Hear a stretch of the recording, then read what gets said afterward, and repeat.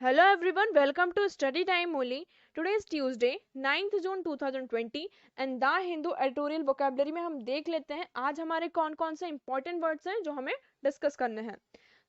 आज के जो वर्ड्स हम डिस्कस करने वाले हैं वो आर्टिकल किलिंग गजा से एक्सट्रैक्ट किए गए हैं। इससे हमने वर्ड्स को निकाले हैं जो उनको हम आगे आर्टिकल में डिस्कस करेंगे। हम इसके आर्टिकल के बारे में बेसिक इन्फो देख लेते हैं कि आर्टिकल है किस बारे में। रिसेंटली जैसे कि अभी न्यूज़ आई थी कि जिसमें एक प्रेग्नेंट एलिफेंट की डेथ हो गई है। क्यों? क्योंकि उसने एक पाइनएप्पल को खा लिया था जिसमें कि फूड बॉम्ब था, जिसकी वजह से क्या हुआ, वो जो फूड बॉम्ब था एलिफेंट के माउथ में, उसके मुंह में ब्लास्ट हो गया, जिसकी वजह से जो वो प्रेग्नेंट एलिफेंट थी उसकी डेथ हो गई। ये जो इंसिडेंट हुआ था इसकी वजह से लोगों में बहुत ज़्यादा गुस्सा देखने को मिल रहा है और लोगों की ये मांग है कि जिन लोगों ने ये काम किया है उन्हें सज़ा हो, उन्हें कड़ी से कड़ी सज़ा हो। अब इसमें क्वेश्चन ये भी अराइज होता है कि ये जो ऐसे केसेस देखने को मिलते हैं ये क्यों होता है। तो ये सारी चीज़ें इस आर्टिकल में डिस्कस की गई हैं। आप इस आर्टिकल को यहाँ से रीड कर सकते हैं। इसमें इंपॉर्टेंट पॉइंट्स भी हाईलाइटेड किए गए हैं जिनको आप पढ़ सकते हैं। तो हम आगे मूव करते हैं। जो आज के वर्ड्स हैं वो हमें डिस्कस करने हैं। तो हमारा फर्स्ट वर्ड है ट्रेचेरियस। ये एक एडजेक्टिव वर्ड है। इसका मतलब होता है अधर्मी और कपटी। मीनिंग क्या है इसका? Characterised by faithlessness and readiness to betray trust. मतलब कि किसी का ट्रस्ट जो है उसको क्या मतलब, किसी भी पर्सन को धोखा देना। अगर किसी ने आप पर ट्रस्ट किया है तो आपने उसे क्या कर दिया, उसको आपने धोखा दिया। सिनोनिम्स क्या है इसके? Deceitful, perfidious and untrustworthy. Deceitful का मतलब होता है धोखा देना। परफिडियस का मतलब क्या होता है? बेवफा। मतलब कि आपने उसके साथ वफा नहीं की, मतलब कि उसने आपने उसका ट्रस्ट ब्रेक किया। और अनट्रस्टवर्दी का मतलब क्या होता है? बेईमान। एंटोनिम्स क्या है इसके? लॉयल, सेफ और फेथफुल। लॉयल का मतलब होता है कि आप उसके साथ कैसे हैं, लॉयल है, मतलब कि आप पर वो पर्सन ट्रस्ट कर सकता है, आप विश्वासघाती नहीं हैं, आप विश्वास के पात्र हैं। सेफ का मतलब होता है सुरक्षित और फेथफुल का मतलब होता है वफादार। इसका हम सेंटेंस में यूज देखते हैं। Freezing rain made driving treacherous. मतलब कि जो रेन हो रही है ये बहुत ही ज़्यादा ठंडी है, फ्रीजिंग है। इसकी वजह से जो हम ड्राइविंग कर रहे हैं हमारे हाथ क्या हो रहे हैं, हिल रहे हैं, मतलब कि हमें धोखा दे रहे हैं। हम नेक्स्ट मूव करते हैं। हमारा नेक्स्ट वर्ड है रिपल्सन। ये एक नाउन वर्ड है। इसका मतलब क्या होता है? घृणा या आकस्मिक भाव परिवर्तन। मतलब कि सडनली चीज़ों में क्या हो जाए, हमारी जो फीलिंग्स है उनमें चेंजेस आ जाएं। मीनिंग क्या है इसका? A strong feeling of repugnance, distaste और डिसलाइक। मतलब कि किसी भी पर्सन को हम बहुत ही ज़्यादा सडनली हेट करने लगे। सिनोनिम्स क्या है इसके? रिपल्गेंस एंड एबहॉरेंस। रिपल्गेंस का मतलब क्या होता है? घृणा। और एबहॉरेंस का मतलब होता है घिनौनापन, मतलब कि या फिर बहुत ही ज़्यादा आप किसी से हेट कर रहे हो। एंटोनिम्स क्या है इसके? Desire, love and like. Desire का मतलब होता है इच्छा, मतलब कि आपको किसी भी चीज की इच्छा है। क्यों? क्योंकि आपको वो चीज पसंद है। लव का मतलब होता है प्यार और लाइक का मतलब होता है कि पसंद करना, मतलब कि आपको वो चीज पसंद है। इसका हम सेंटेंस में यूज देखते हैं। I turn away in repulsion when they showed a closeup of the operation. जब उन्होंने ऑपरेशन का क्लोजअप एक शो किया उस टाइम पे जो मेरी फीलिंग्स थे उनमें एक सडन चेंजेस आ गए, मतलब कि मुझे वो चीज़ बहुत ज़्यादा खराब लगने लगी। हम नेक्स्ट मूव करते हैं। हमारा नेक्स्ट वर्ड है इम्पैसिव। ये एक एडजेक्टिव वर्ड है। इसका मतलब होता है आवेगहीन या उदासीन, मतलब कि परेशान होना। मीनिंग क्या है इसका? Without emotion, apathetic and unmoved. मतलब कि कभी कभी आप ऐसा हो जाते हैं कि ना तो आपको कुछ अच्छा लगता है ना तो आपको कुछ बुरा लगता, आप साइलेंट होकर बैठ जाते हैं। ठीक है, आपको खुद ही समझ में नहीं आता कि आप करना क्या चाहते हैं, मतलब कि विदाउट इमोशन। तो उसे हम कहते हैं इम्पैसिव। सिनोनिम्स क्या है इसके? Apathetic and stoic. अपैथेटिक का मतलब होता है उदासीन, मतलब कि फीलिंग नो इंटरेस्ट। मतलब कि अगर आपको कोई काम दिया गया है कुछ भी, तो आपको उसमें कोई भी इंटरेस्ट नहीं आ रहा हो काम करने में, कुछ भी आपको उसमें बिल्कुल भी मन ना हो रहा हो, आपको कुछ भी काम करने का दिल ना हो रहा हो। और स्टोइक का मतलब होता है, स्टोइक का भी सेम मतलब होता है उदासीन, मतलब कि without emotion, without feeling. Antonyms क्या है इसके? Flirty, wild and excited. Flirty का मतलब होता है खिलवाड़ करना, मतलब कि वो पर्सन जो हमेशा किसी ना किसी चीज को लेकर फ्लर्ट करता रहे, चीजों के साथ खिलवाड़ करता रहे। वाइल्ड का मतलब होता है जंगलीपना या पागलपना, और एक्साइटेड का मतलब हो जाता है कि बहुत ज्यादा उत्तेजित हो जाना किसी भी काम को लेकर। अब हम इसका सेंटेंस में यूज देखते हैं। निक kept his face impassive but his mind was racing। मतलब कि जो निक है उसने अपने फेस को कैसे रखा, एक उदासीन रखा, मतलब कि वो कुछ ऐसा लग रहा था कि वो किसी भी चीज में इंटरेस्टेड नहीं है, बट उसका जो माइंड है वो चारों तरफ भाग रहा था। हम नेक्स्ट मूव करते हैं। हमारा नेक्स्ट वर्ड है बिफॉल। ये एक वर्ब फॉर्म है। इसका मतलब होता है घटित होना। मीनिंग क्या है इसका, टू हैपन और अकर, मतलब कि थोड़े टाइम बाद या कुछ समय बाद कोई चीज होने वाली है। इसके हम सिनोनिम्स देखते हैं। हैपन, अकर, टेक प्लेस और ट्रांसपायर। हैपन का मतलब होने वाला है, अकर मतलब अभी कुछ समय बाद, टेक प्लेस का मतलब वो चीज यहाँ पर स्थान लेने वाली है, मतलब कि कोई चीज घटित होने वाली है, और ट्रांसपायर का मतलब होता है कि हम मालूम हो जाना, मतलब कि हमें किसी भी चीज के बारे में पता हो जाना। एंटोनिम्स क्या है इसके, ब्लंडर, वेरी ग्रेटली और इंटेंसिफिकेशन। ब्लंडर का मतलब होता है गलती, मतलब कि कोई चीज क्या हो गई हो, गलत हो गई हो, हमें उसके बारे में पता ना होना था बट फिर भी हमें उसके बारे में पता हो गया हो। वेरी ग्रेटली का मतलब हो जाता है कि बहुत ही अच्छे तरीके से एक बड़े लेवल पे कोई चीज हुई हो, और इंटेंसिफिकेशन का मतलब होता है तीव्रता से, मतलब कि बिकम मोर इंटेंस, मतलब कोई चीज बहुत ही ज्यादा इंटेंस हो गई हो। इसका सेंटेंस में यूज देखते हैं। Should any harm befall me on my journey you may open this letter. अगर अगर तुमने इस लेटर को ओपन किया तो इससे तुम्हें ये पता चल जाएगा कि मेरी जर्नी के दौरान, जब मैं जर्नी कर रही होंगी, तो उस टाइम पे मेरे साथ क्या घटित होने वाला है। नेक्स्ट मूव करते हैं। हमारा नेक्स्ट वर्ड है एब, सॉरी एब। ये एक नाउन वर्ड है और वर्ब भी। इसका मतलब होता है कम होना या घटना। इसका हम मीनिंग देखते हैं। अब हम ऐसा एज अ नाउन इस वर्ड को कब यूज करेंगे, the flowing back of the tide as the water returns to the sea. मतलब कि जब जैसे टाइड्स आती हैं, आपने समुद्र में देखा होगा, सी में टाइड्स आती है, मतलब कि पानी आगे की तरफ बढ़ता है और फिर धीरे धीरे क्या होता है, जो वो पानी होता है वो पीछे की तरफ चला जाता है। तो इन देन इस सेंस में हम उसे एज अ नाउन यूज करेंगे। और एज अ वर्ब हम कब यूज करेंगे, टू डिक्लाइन और डिके, फेड अवे। मतलब कि कोई चीज डिक्लाइन हो रही हो, डिके हो रही हो, कम हो रही हो, तो उस टाइम पर हम उसे एज अ इस वर्ब को, सॉरी इस वर्ड को एज अ वर्ब यूज करेंगे। सिनोनिम्स क्या है इसके, वेन, डिक्लाइन, डिक्रीज और सबसाइड। वेन का मतलब क्या होता है, पतन होना, मतलब कि कोई चीज क्या हो रही है, धीरे धीरे कमजोर हो रही हो।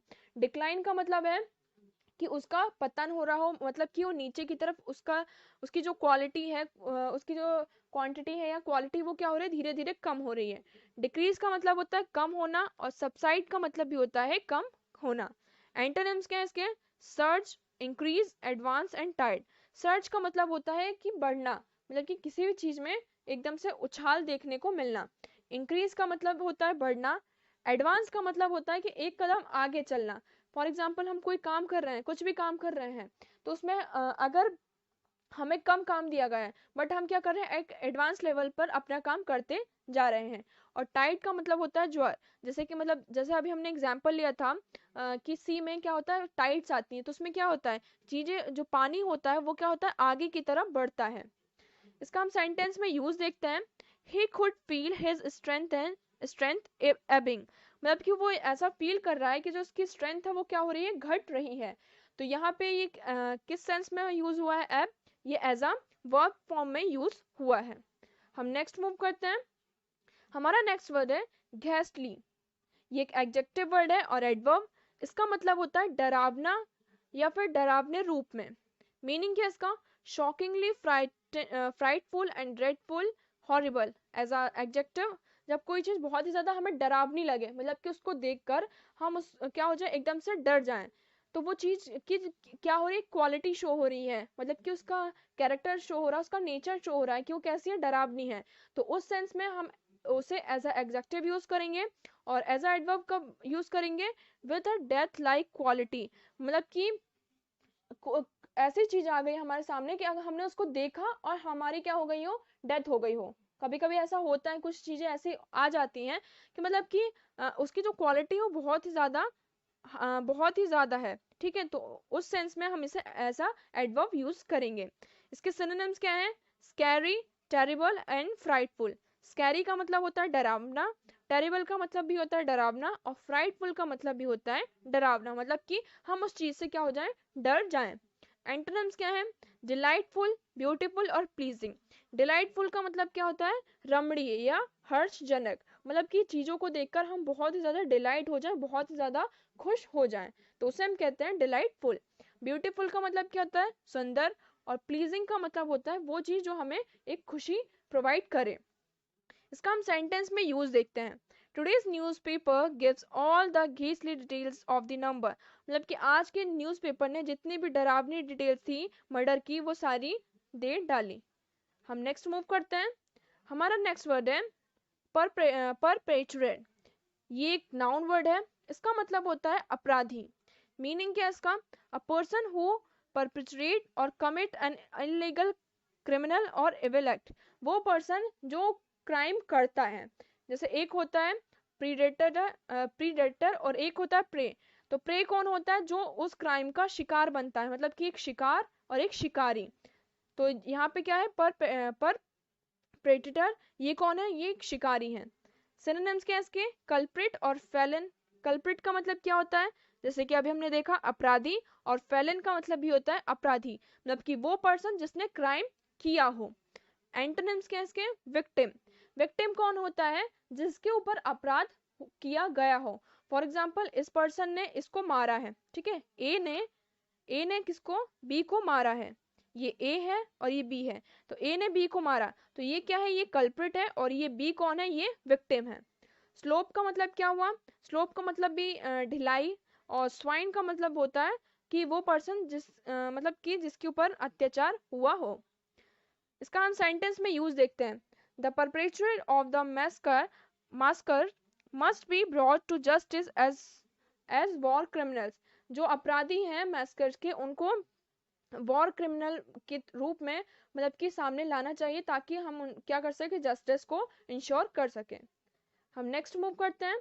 हमारा नेक्स्ट वर्ड है इम्ब्यू। ये एक वर्ब फॉर्म है। इसका मतलब होता है भर देना। मीनिंग क्या है इसका?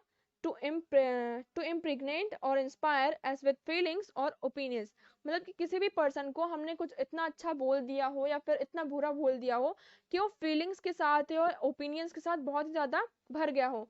अपन ऐसा बोलते ना कभी कभी कि ये बहुत भरा हुआ इंसान है, मतलब कि कभी कभी उसके अंदर बहुत ज्यादा गुस्सा होता है।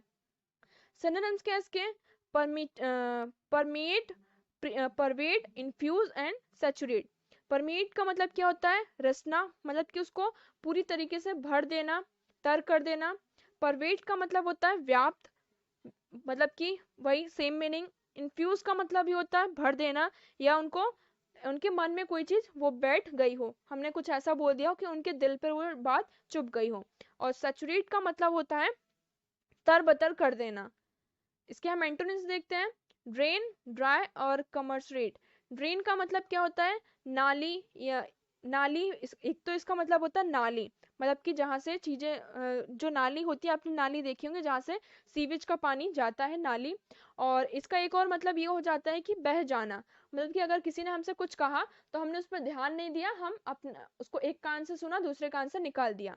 ड्राई का मतलब होता है सूखा, और कमर्सरेट का मतलब होता है सहानुभूति, मतलब कि आपको उस किसी भी चीज से कोई फर्क नहीं पड़ता है। इसका सेंटेंस में यूज देखते हैं। The new political leader was imbued with the teaching of Mahatma Gandhi. जो नया पॉलिटिकल लीडर आया है, वो उसने क्या किया है? महात्मा गांधी की चीजों को पढ़ा पढ़ा के हमें पूरी तरीके से भर दिया है। हम नेक्स्ट मूव करते हैं। हमारा नेक्स्ट वर्ड है एविसरेट। ये एक वर्ब फॉर्म है। इसका मतलब होता है आशक्त कर देना। मीनिंग क्या है इसका? To remove the entrails from and disembowelled, मतलब कि किसी भी चीज को मतलब कि चीजों को क्या कर देना? उससे निकाल देना। सिनोनिम्स क्या है इसके? डिसएम्बॉल्ड, गट एंड वीकेंड।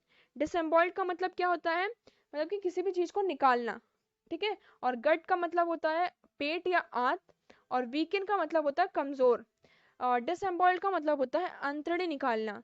अब जैसे कि हमने ये आर्टिकल में ये वर्ड आया है एविसरेट, तो इसका क्या मतलब हुआ? जो एलिफेंट था उसका जब पोस्टमार्टम हुआ, तो जब उसका क्या किया गया? उसके पेट को डिसम्बॉल्ड, उसकी अंतड़ियां निकाली, तब जाके पता चला कि वो जो एलिफेंट था वो प्रेग्नेंट था। इसके हम एंटोनिम्स देखते हैं, offend, fill and redirect. Offend का मतलब क्या होता है, नाराज होना। फिल का मतलब होता है भरा हुआ होना। और रीडायरेक्ट का मतलब क्या हुआ कि चीजें क्या है, एकदम डायरेक्ट नहीं है। इसका हम सेंटेंस में यूज देखते हैं, each mouse carcass was skinned, eviscerated and digested. जो माउस था उनका जो कार्कस था, कार्कस का मतलब क्या होता है, शव, मतलब कि डेड बॉडी। तो जो माउस थे, मरे हुए चूहे थे, उनकी जो बॉडी कैसी थी, बहुत ज्यादा स्किन थी, एब्सक्रेटेड थी, आशक्त थी और डाइजेस्टेड थी। हम नेक्स्ट मूव करते हैं। हमारा नेक्स्ट वर्ड है ह्यू। ये एक नाउन वर्ड है। इसका मतलब होता है विविध रंग और चिल्लाहट। मीनिंग क्या है इसका, a degree of lightness, darkness, strength etcetera, a colour a different type of group. मतलब कि कभी कभी ऐसा ना, कभी कभी लाइट आ जाती है या फिर एकदम डार्क हो गया हो, तो मतलब कि चीजें क्या हो, अलग अलग तरीके की हों। सिनोनिम्स क्या इसके, shade, tone, tint and tinge. Shade का मतलब क्या हो जाता है, एक कलर, मतलब कि डिफरेंट डिफरेंट टाइप्स के बोलते हैं ना, ये इस शेड का, ये शेड का है, तो मतलब कि एक तरीके से कलर। टोन का मतलब भी होता है पेंट या कलर। टिंट का मतलब होता है पिगमेंट। और टिंच का मतलब होता है रंगत, मतलब कि उसका कलर कैसा है, उसकी रंगत कैसी है। एंटोनिम्स क्या है इसके, ब्लीच और लाइट। ब्लीच का मतलब होता है सफेद करना, और लाइट का मतलब होता है कि मतलब कि चीजें क्या एकदम चमक रही हों। इसका सेंटेंस में यूज देखते हैं, in the Caribbean waters there are fish of every hue. मतलब कि जो कैरिबियन वाटर्स था, उसमें जो फिश थी वो कैसी थी, बहुत ही अलग अलग तरीके की थी, मतलब कि अलग अलग कलर की थी। हम नेक्स्ट मूव करते हैं। हमारा नेक्स्ट वर्ड है वर्डेंट। ये एक एडजेक्टिव वर्ड है। इसका मतलब होता है ताजा और अनाड़ी। मीनिंग क्या है इसका, green with vegetation, covered with growing plants and grasses. मतलब ये कोई एरिया है, उसमें बहुत ही ज्यादा प्लांट्स हैं, वेजिटेशन है, बहुत ज्यादा ग्रीनरी है, तो उसे हम कहते हैं वर्डेंट। सिनोनिम्स क्या है इसके, ग्रीन, लश और फ्रेश। ग्रीन का मतलब होता है चारों तरफ क्या है, हरियाली हरियाली है। लश का मतलब क्या होता है, रसीला, मतलब कि अगर आप चीजों अच्छी चीजें देखेंगे, चारों तरफ ग्रीनरी, तो आपको बहुत अच्छा फील होगा। और फ्रेश का मतलब ताजा। एंटोनिम्स क्या है इसके, बैरन, सॉरी यहाँ पे कोमा आएगा, एक कॉमा, बैरन, एरिड और इनफर्टाइल। बैरन का मतलब क्या होता है, बंजर। एरिड का मतलब भी होता है बंजर, मतलब की चीजें कैसे एकदम सूखी हुई पड़ी हो, यहाँ पे ना तो कोई पेड़ पौधे हैं ना कुछ भी।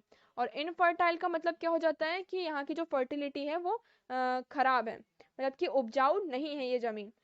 अब हम इसका सेंटेंस में यूज देखते हैं, much of the region's verdant countryside has been destroyed in the hurricane. मतलब कि जो ह्यूरिकेन आया था उसके कारण कंट्री साइड का जो रीजन था, जो बहुत ही ज्यादा हरा भरा था, ताजा था, उसमें खराब, मतलब कि वो सारा क्या हो गया, खराब हो गया है, डिस्ट्रॉय हो गया है। हम नेक्स्ट मूव करते हैं।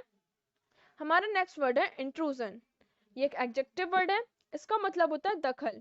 मीनिंग क्या है इसका, टू एक्ट और इंटेंस ऑफ इंट्रूडिंग, मतलब कि किसी भी चीज में दखल देना, या फिर किसी की फॉर एग्जाम्पल जैसे कि लॉ के सेंस में देखें तो illegal act of entering, seizing और taking possessions of another property. मतलब किसी और की प्रॉपर्टी है और आप उसमें क्या कर रहे हो, उसमें दखलंदाजी कर रहे हो, आप उसमें अपना हक मांग रहे हो। सिनोनिम्स क्या है, इंटरफेरेंस, इन्वेंशन और ट्रेसपास। इंटरफेरेंस का मतलब होता है दखल देना, इन्वेंशन का मतलब होता है आक्रमण करना, और ट्रेसपास का मतलब होता है कि अत्याचार करना। एंटोनिम्स क्या है इसके, कंसिडरेशन और कर्टसी। कंसिडरेशन का मतलब क्या होता है कि चीजों को अच्छी तरीके से कंसिडर करना, उसके बारे में जांच पड़ताल करना। और कर्टसी का मतलब होता है सौजन, मतलब कि अच्छे से, मतलब कि अपना जो बिहेवियर है वो कैसा रखना है, पोलाइट रखना है, अपना जो एटीट्यूड है वो पोलाइट रखना है। इसका हम सेंटेंस में यूज देखते हैं, his phone calls was a welcome intrusion into an otherwise ट्रेडिशियस मॉर्निंग। मतलब कि उसके जो फोन कॉल्स होते हैं वो क्या करते हैं, एक जो हमारी ट्रेडिशियस मॉर्निंग होती है, मतलब कि जो हमारी दिलचस्प मॉर्निंग मॉर्निंग होती है, उसमें क्या करते हैं, दखलंदाजी करते हैं। तो ये थे हमारे आज के वर्ड्स, और कमेंट सेक्शन में हमने जितने भी वर्ड्स डिस्कस किए हैं उनके सेंटेंस आपको जरूर बना के बताने हैं। Thank you so much for the discussion. अगर आपको कोई अदर क्वेरी हो तो आप कमेंट सेक्शन में हमसे पूछ सकते हैं। वीडियो को शेयर करना है, लाइक करना है। अब जो हमने वर्ड्स डिस्कस किए हैं उसके बाद अब आर्टिकल को आप रीड करेंगे तो अब आपको आर्टिकल अच्छे से समझ में आ जाएगा कि कहाँ पर क्या चीजें बताई गई हैं। Thank you so much for the discussion.